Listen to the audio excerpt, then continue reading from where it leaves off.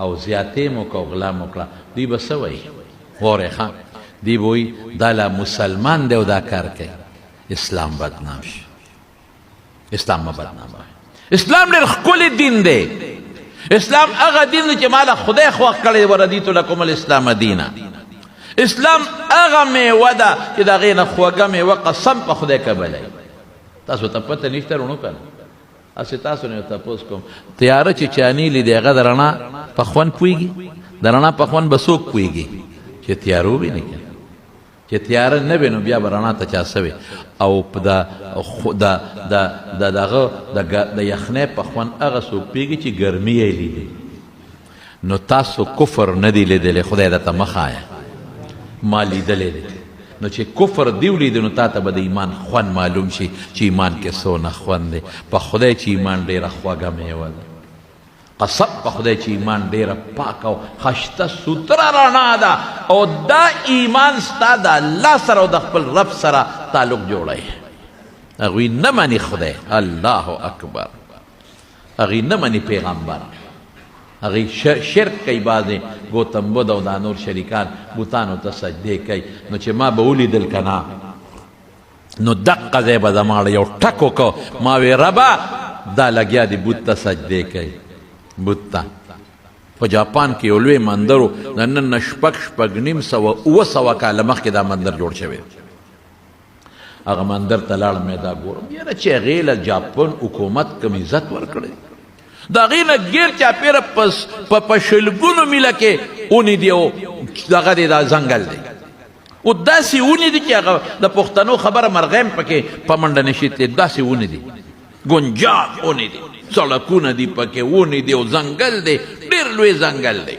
ګیر چاپېره او دا مندر د هندوانو دا د هغې په منځ کې دی او دنیا ور روانې سیل نو ما د ګورو که نه دی مندر له ورځو څه کوو نو چې ورلو هغه مندر له که نه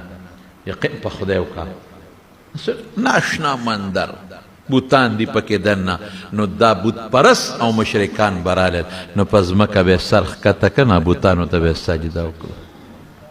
نو ما به وی د خوشحالۍ نه ما وی یا الله شکر دی چې زه مشرک نه یم او زه موحد مسلمان یم یو الله مانه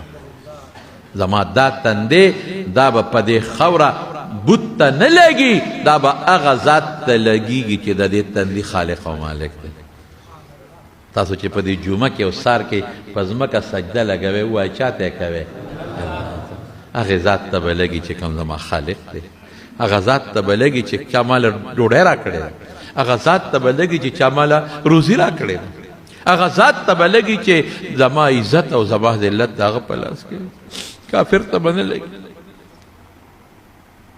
هغې یې چا ته لګوي مخلوق ته بوتانو ته هلکه دا خو تاسو په خپل لاسو تراشلی دي نو یو هلک مې پکې رونیوه داسې نوجوان هلک و مې بچې دلته راشه نو ما سره د ارشاد خان زوی عثمان هغه ته مې ویله راشه بچې دته یو څو خبرې کوو دعوت ورکوو که خدای مسلمان کړي مې دا سجده دې چا ته ولګوله هغه ته مې شابه ترجماني کوه دې بوت ته دې ولګوله دا بوت د ځان نه مچ شړلی شي نه دا ماشي شړلی شي نه نو تا نه به ضرر کم ځای نه لرګي دا ځان ته خیر رسولی شي نه نو تا ته به څه خیر ورسي نو چې کم هم په خپلو لاسو تراشلی دی او پوز او سترګې وله جوړې کړي دي نو هغې ته رام رام کوئ هغې نه غواړئ ته خو تې ښې لاس په خوځولی شئ ته خو تې ښې دا نه مچ شړلی شئ خو دا نه مچ نشي شړلی قرآن شریف کې الله فرمایي نو ته هغې ته سجدې کوئ هغې نه غواړئ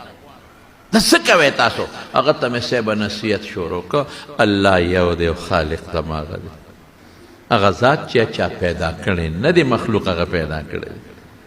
دا خو تاسو په خپله لاسه تراشلی دي هغه ذات خالق د خیر او د شر دی په نیمه شپه م زه هغې ذات ته چغه وم ما ته رارسېږي